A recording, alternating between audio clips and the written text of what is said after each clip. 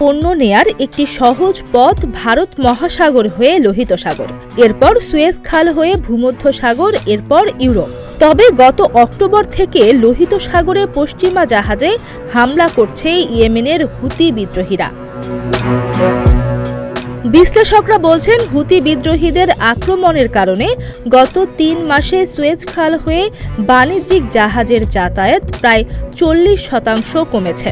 এতে বেড়েছে পণ্যের দাম। এমন প্রেক্ষাপটে ইউরোপ সহ বিশ্বের বিভিন্ন দেশ বিপদে পড়েছে। এখন মনে প্রশ্ন আসাটাই স্বাভাবিক, এই হুতি বিদ্রোহীরা কারা? এত শক্তি কোথা থেকে পায়? তারা কেনই বা সেখানে হামলা চালাচ্ছে? CNN বলছে, ইয়েমেনে 1 দশক ধরে চলা গৃহযুদ্ধের একটি পক্ষ হুতি, যারা আনসারুল্লাহ নামেও পরিচিত। 1990-এর দশকে তাদের উত্থান। তারা মূলত শিয়াপন্থী। ইরান তাদের পৃষ্ঠপোষকতা করে। একসময় এই শিয়াপন্থীরা ইয়েমেন শাসন করলেও 1962 সালে গৃহযুদ্ধের পর সুন্নিরা ক্ষমতায় অধিষ্ঠিত হলে তারা কোণঠাসা হয়ে পড়ে। এই সুন্নিদের আবার সমর্থন করে সৌদি আরব। 1990-এর দশক থেকে হুতিদের নেতা ছিলেন হুসেইন আল হুতি। সরকার বিরোধী আন্দোলনের কারণে প্রেসিডেন্ট সালেহ তাদের বিরুদ্ধে গ্রেফতারি পরোয়ানা জারি করেন। এরপর ইয়েমেনি সেনারা 2004 সালের সেপ্টেম্বরে আল হুতিকে হত্যা করেন।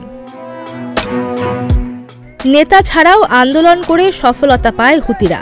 2014 সালে ইয়েমেনের রাজধানী সানার বিভিন্ন অংশ দখলে নেয় হুতিরা। এরপর গৃহযুদ্ধ শুরু হলে ইয়েমেনের সেই সময়ের সরকারের পক্ষ নেয় সৌদি আরব, আর হুতিদের পক্ষ নেয় ইরান। কেন লোহিত সাগরে হুতিরা হামলা করছে তার স্পষ্ট ব্যাখ্যাও রয়েছে।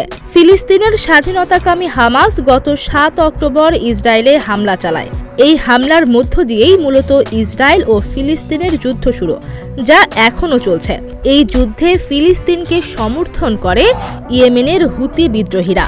এজন্য ইসরায়েলের সাথে চাপ বাড়াতে দেশটির সঙ্গে সম্পর্ক রয়েছে এমন জাহাজগুলোর ওপর লোহিত সাগরে হামলা চালাচ্ছে হুতিরা।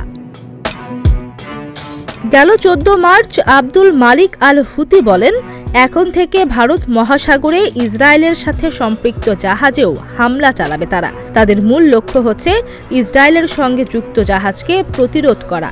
এ তথ্য নিশ্চিত করে রয়টার্স।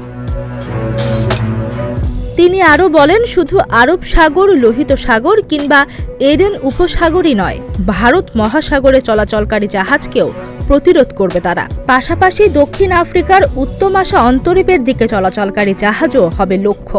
গাজায় আগ্রাসন বন্ধ ছাড়া শত্রুদের থামানোর আর কোনো উপায় নেই বলে জানান তিনি। তবে লোহিত সাগরে বাণিজ্যিক জাহাজে হামলার পাল্টা প্রতিক্রিয়ায় ইয়েমেনে হুতিদের বিভিন্ন স্থাপনায় হামলা করছে যুক্তরাষ্ট্র ও যুক্তরাজ্য।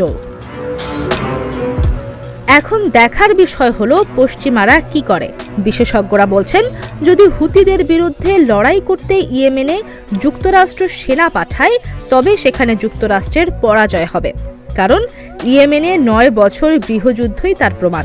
সৌদি আরব সুসজ্জিত বাহিনী দিয়েও হুতিদের হারাতে পারেনি, যুক্তরাষ্ট্রও পারবে না।